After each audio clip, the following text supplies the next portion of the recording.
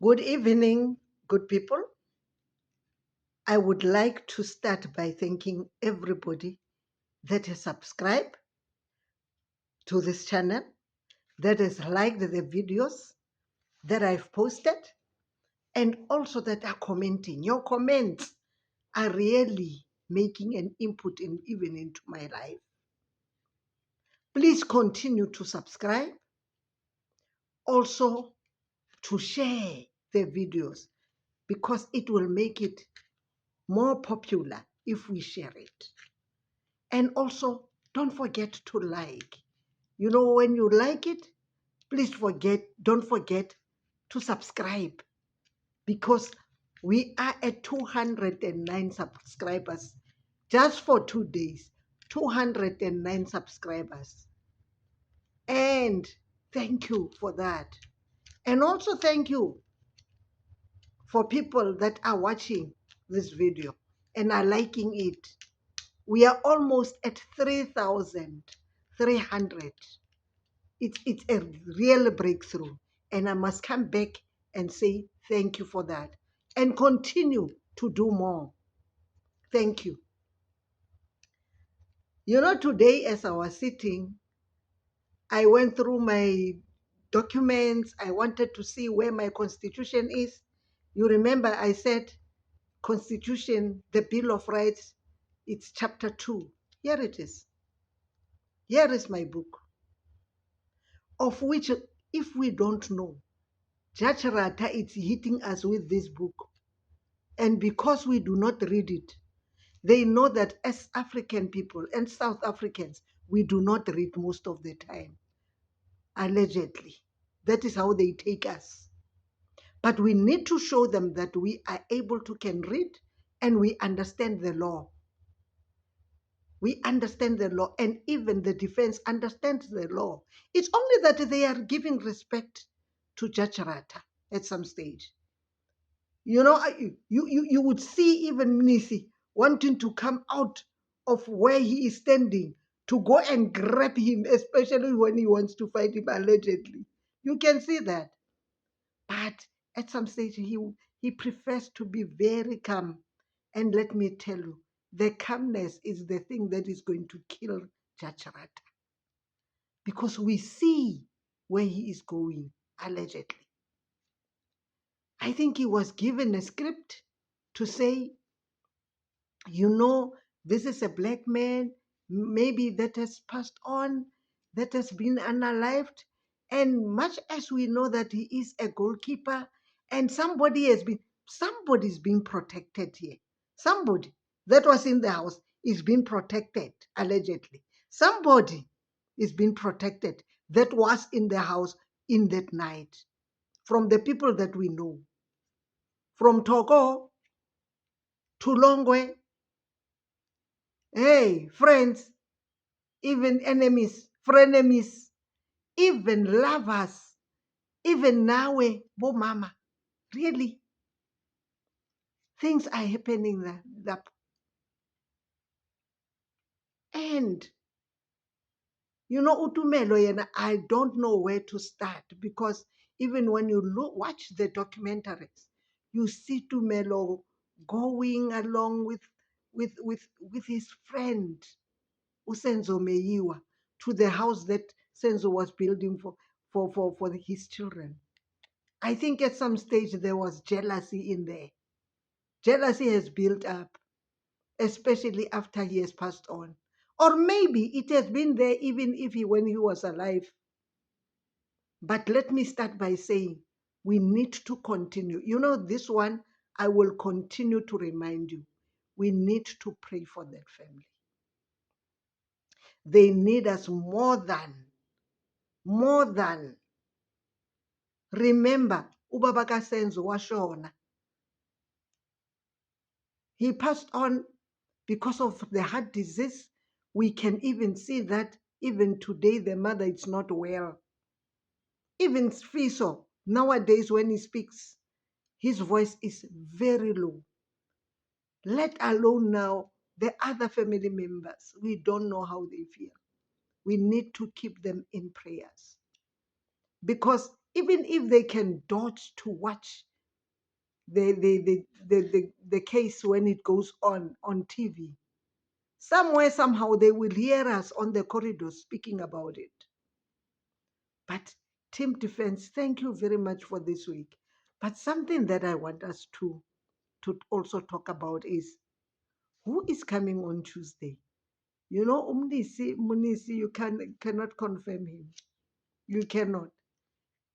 Maybe we should do some guesses. Maybe in the comments, just put the names that you think Nisi will be bringing on Tuesday. And the strength that Nisi has gathered for these 2 weeks, Nisi has gathered enough strength even to fight for his own. He's fighting for Abo Sibiya. He's fighting for labo bafana bethu abahlanu. Uyezwa, he's fighting for all of them. Even nabo Gwabini uyabalwela. Ulwela nabo bonke labo. Uyezwa uyabalwela. Uyawulwela lo muzi wakaZungu. Just because of one Zungu making a mistake, going to the father and showing the father the photo of Isibiya and saying, I understand these are the people that has killed Usenzo. And ubaba wathi next. And wazoyiphinda futhi ecourt wathi lo mlisa ugqoke kahle kanjani. Kanti leso sithombe sathathwa umuntu umnikazi angabhekanga. Hey, Popia Act, where is it? Hmm? Can somebody just advertise my photo without my knowledge? Yes, at the moment you can see me here. You can take my photo because I am the one who has put it here. But while Sibiya did not put that photo of his there, the photos were stolen in the phones. As Gwabini, nabo bonke labo, bahlanganisa, bayenze ngathi kunani. And if we remember very well, we were taught that even if when a photo is being taken, there are numbers that are there. With them, there were no numbers, there were no dates, there were nothing. But today we need to really think of ubukhonyovu lobu bayenziwa nguZungu. I don't know where is he now. Is he still under protection? Is he still under witness protection? Maybe the protection that he's in, they are afraid that he might kill himself, allegedly. He might unalive himself, the way things are happening now in court. Gininda, it's very quiet. He's sitting like a naughty child in a corner at the moment. We can't even hear his voice. But I don't know. Maybe also, let us look at why it's now Judge Rata suggesting that after everything he's going to call Gininda. How many times? Oh, khumbulani hle ukuthi uGininda uyakhuluma nkosi yami, ukhuluma size sikhathale, because there is no stop in that man, because he is a conniving person. He's very conniving, allegedly. He's a policeman that is very conniving. He's a smooth talker. You can think of all these ways. He's a smooth talker.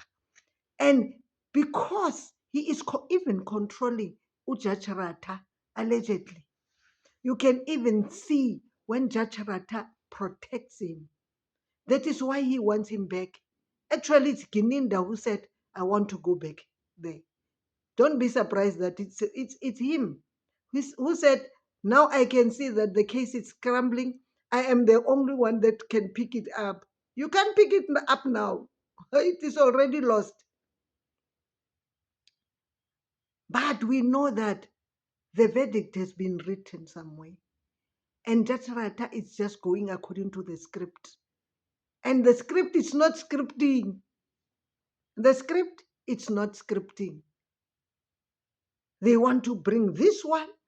He said, Judge Rata, he's able to even to can say, you know that if the justice can say they want to reopen the case, it is also upon me to reopen this case for them. He is suggesting to them that do it and I'll grant it to you. Remember, even when we went for trial within the trial, for the acceptance of those statements, he said it's provisional, but he knows that it is not provisionally, allegedly. He makes everything provisionally so that we should think that he's not accepting them. But basically, if you look at his face, if you look at the reaction that he's giving the defense, he's wondering what has happened to this defense. What has happened to this defense? This defense now is wise up now. They are wiser. They are more clever. They also know how to tackle Judge Rata. I am so happy. Ramosepele, I am so happy. Even when you concluded last week, I'm happy that you hinted on everything that Judge Rata was trying to derail that court case. He was trying to derail it and take it to his own direction. But you were able to can return it. Wena nomnisi wendvula, nina nonke, nawe Mshololo, you were able to can return it. Nxumalo, hey, slow poison. Mina ngikubiza slow poison. Because immediately when you speak, when Nxumalo speaks, because his voice is very low, we also become a little quiet just to listen to what he's going to say. And what comes out of his mouth makes a big difference. And thank you for thinking about the sense of family. Because if you do not think of the sense of family, sense of Meiwa family, if you do not think of the accused that you are representing, remember that this is also building up their own careers. They are writing their own history. They are writing their own history because they have been in that case. Even Mezulu has written his own life in that case. Even now Tefo has written his own book in that court. And we thank you very much because everything is coming to iphumela phandle. Yonke into iphumela phandle. But I've asked you a question. Do we really know? Can we really guess who is coming? Last week we were speculating. We were saying, is it Makumalo coming? I heard Noni saying that maybe we are talking about Makumalo. Or, hey, the person who have cleaned the crime scene. Crime scenes are many in this instance. Where is the crime scene in this case? The crime scene, it's at the Spaza house. It started at the Spaza house. That is the crime scene, the first crime scene. The second crime scene, it's at the house of Ukeli, because that is where they sat down and had meetings there, to how to tackle this. That was the second crime scene. The third crime scene, it is the court itself. Inside the court, that court is a crime scene. But apart from that, the crime scene, it's at the graves. Lapho bathatha labafana bayobashayela khona. And their modus operandi was only one, taking them to same places. Hey, do we still remember how Ntanzi was saying that can you imagine being driven in a car, people eating closer to you, whilst you are thirsty close to them, and you did not eat anything for the day, and you are going to be beaten up, taken to the mines where they said you were working, as Ntanzi was taken. Nkosi yami, uzwelo lukuphi kulaba bantu? They did the same with the others. They did the same. I'm just saying the others because I'm afraid maybe on Tuesday we are going to get the other one that also went through. People were taken to the graveside. Basically, the sign of graveside is to say we are killing you. Even Mamfundisi was there to say we will take you to the graveside. And we are the ones that can do that only. Even though we know that there are good police, there are good. There are those that understand where they stand in. There are those that come to our communities that are doing the right work. Continue doing the right work. But something that made me wonder, because maybe you don't know where I come from. I'm in Rustenburg. I'm in Rustenburg. Very close to Freedom Park, very close to Pukeng police station, where things started. Even very close to the dentist that was taken to court to go and testify in court, where things were happening. Maybe some of the things I saw, but I never realized that that was happening, because by then I was still working for government, and because during COVID, I was one of the people that were capacitating pastors on how to handle COVID. I don't know, maybe I've passed them somewhere. Maybe when I went to the police station to train them on COVID issues, maybe they were there. I don't know. Allegedly, I don't know. Maybe as I was driving the G car on the street, I passed them.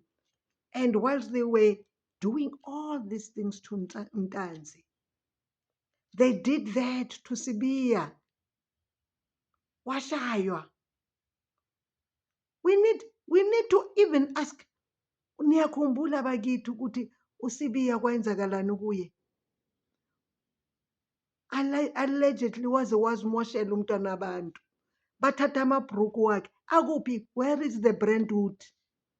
I'm just reminding you, I just reminding you. Do you remember the garage?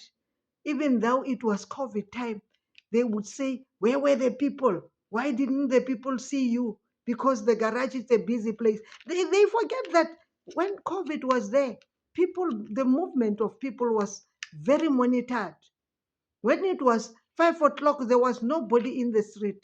And they knew when they took them to the place, at the secluded place, there was nobody going to see them. And they were beating them like, I don't know. I want to say DOGS. That is what they were doing to them. With the plastic of truants in their heads. Suffocating them. When they get suffocated, they remove it and they kick you and they kick you. But if we only can just understand this, Section 2 of the Constitution, it gives us rights. And it says they need to carry the rights. When I was yesterday, when I was in the car, I was reminded one of the persons that was speaking in the radio. He said, basically, it seems as if we have forgotten that police are peace officers. Those were peace officers that were hitting these people up, and they are hiding behind being peace officers. It's high time that now we also as communities stand up. Stand up with the family. We need to make noise. Whenever they open the YouTube channel, whenever they open any channel, the TikTok, they must find us talking about all these things. We need to make noise, because if we do not make noise about the Senzo Meyiwa case, they will never find justice. Labantwana babantu, they will go to prison for many years and come being redundant, as they are almost 5 years in prison. 5 years. 5 years. Basically, when you count 5 years and say it is a quarter of years. Those people, basically, they have spent 15 years in prison because they count day and night, day and night. And also the parole part of it. The 5 years will be for parole. But basically, they've already spent 10 years. That's 15 years if we add the parole. Maybe we need to start to become realistic about this. When we calculate correctly. Njabs has taught us. Njabs, thank you very much for opening our eyes, especially when you were dealing with coordinates. We listened to you very well. You know, I even went into my laptop to look at the coordinates. I said, yes, the coordinates that we were given in court are not the right ones, allegedly. They're not the right ones. Basibona njengathi siyiphukuphuku. Those coordinates are not the right ones. But until we show them that we know our rights, we know that we need to protect one another, we know that we need to take care of one another as communities. Whether you know me, whether you don't know me, if you see something wrong happening to me, you need to stand up and make noise about it so that the world must see. Let me also again remind you, please continue to watch these videos because we are heading this year, 2026. We hope that this case is coming to an end. And hey, Judge Rata has just reminded Mnisi that you can take me to appeal. And Mnisi said, yes, I'll take you to appeal. It's high time that we must take them head on media. And yesterday, I gave you a homework to say, please watch ENCA, allegedly. Have you heard them talking about the Senzo Meiwa case in the morning? Or how it concluded this week? Nothing, nada, nix. I was watching the news. Nothing, nada, nix. I did not find anything. Yes, in other channels you will find bits and pieces. It shows how our media, I don't know whether are they captured, whether they have received envelopes, I don't know. Whether they are protecting who, I don't know. But we must watch our media. Even print media. Print media is print media. Remember that even your newspapers, you can even get them on your phone. But they are not saying anything about this. They are not saying anything. So it is now up to us. It is up to us as communities of South Africa to stand up. Atlantis always reminds us that we are going for elections. Let us do the right thing. We see where our country is going. We see where our country is going to. So they say it is in our hands. Nelson Mandela once said, you know, there was a man who was carrying a bed and he was addressing people and he held the bed behind his back. And as he was holding it, he was asking people, is this bed alive or dead? Everybody was saying, no, it is still alive. Others, they said, no, it is dead. But you know the answer that Mandela gave us, those people, was, it is in your hands. Now let us take this thing. It is in our hands. Media, social media has given us platform. It is in our hands now. Let us make noise. And thank you. And please don't forget to subscribe. Don't forget to like. Don't forget to share these videos. Share them. And above all, let us not forget to pray for the Meiwa family. And pray also for our hearts, because everything that comes into our hearts, it really dents us, especially in the Senzo Meiwa case. Immediately when you see the face yagarata ishinja nje, you know, you even feel the pain in your heart. You feel the pain as a person. you feel the pain. And thank you. Thank you for listening to me and continue to support in this channel. Thank you, thank you, thank you. We will meet again tomorrow.